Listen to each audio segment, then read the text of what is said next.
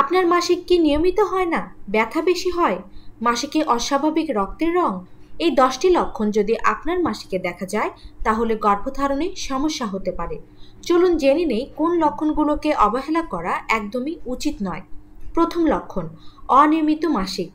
আপনার মাসিক যদি কখনো 24 দিনে হয়, কখনো 35 দিনে, আবার মাঝে মধ্যে মাসিক বাদ পড়ে যায়, তাহলে সেটি স্বাভাবিক নয়।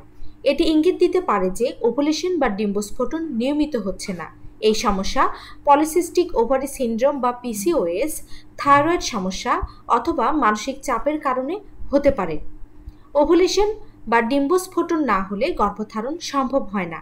দ্বিতীয় লক্ষণ, অতিরিক্ত ব্যথাযুক্ত মাসিক। যদি প্রতি মাসে তলপেটে এমন ব্যথা হয় যে বিছানা ছেড়ে উঠতেই কষ্ট হয়, তাহলে সেটি স্বাভাবিক নয়। এটা হতে পারে এন্ডোমেট্রিওসিস। এই রোগে জরায়ুর মতো টিস্যু শরীরের অন্যান্য জায়গায় গজায়, যা ডিম্বাণুর চলাচলে বাধা সৃষ্টি করে, ফলে গর্ভধারণের সম্ভাবনা অনেকটাই কমে যায়। তৃতীয় লক্ষণ, অতিরিক্ত বা খুবই কম রক্তপাত। প্রতি মাসে যদি 7 দিনের বেশি রক্তপাত হয় অথবা প্রতি ঘন্টায় প্যাড পরিবর্তন করতে হয়, তাহলে সেটা উদ্বেগের বিষয়। এই সমস্যা হতে পারে ফাইব্রয়েড, পলিপ বা হরমোনের ভারসাম্যহীনতার কারণে। অন্যদিকে খুবই হালকা রক্তপাত, যেমন স্পটিং মাত্র, সেটাও ইঙ্গিত দিতে পারে যে ডিম্বাণু ঠিকভাবে তৈরি হচ্ছে না। চতুর্থ লক্ষণ, অস্বাভাবিক ও দুর্গন্ধযুক্ত স্রাব। যদি মাসিকের সময় বা আশেপাশে ঘন হলুদ বা সবুজ স্রাব যায় এবং দুর্গন্ধ থাকে, তাহলে সেটি হতে পারে সংক্রমণ। এটি পেলভিক ইনফ্ল্যামেটরি ডিজিজ বা পিআইডি এর লক্ষণ, যা ডিম্বনালী বন্ধ করে দিতে পারে। এই অবস্থায় গর্ভধারণ প্রায় অসম্ভব হয়ে পড়ে।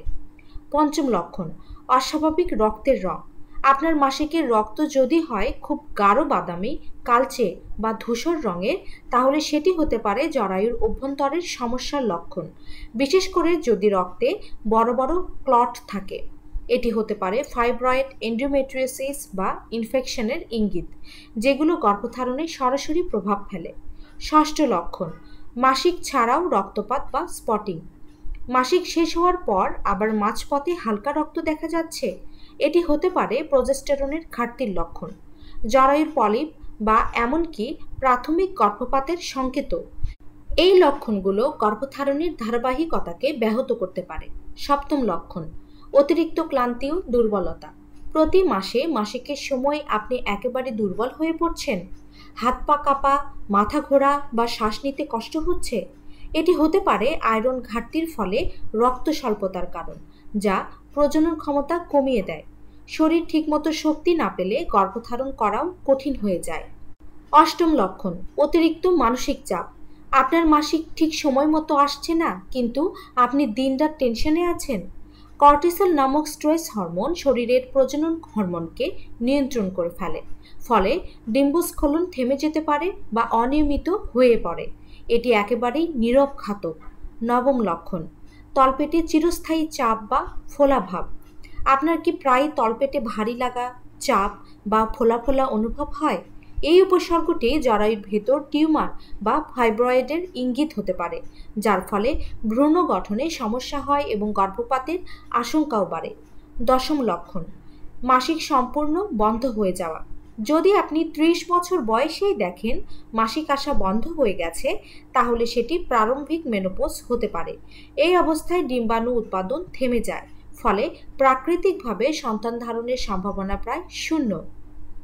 মাসিক ও গর্ভধারণ সম্পর্কিত কিছু গুরুত্বপূর্ণ পরামর্শ।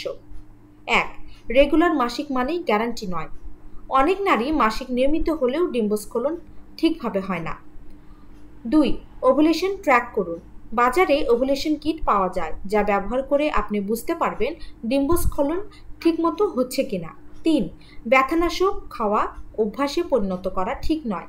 প্রতি মাসেই যদি ব্যথানাশক খেতে হয়, তাহলে মূল সমস্যাটা খুঁজে বের করা উচিত। 4.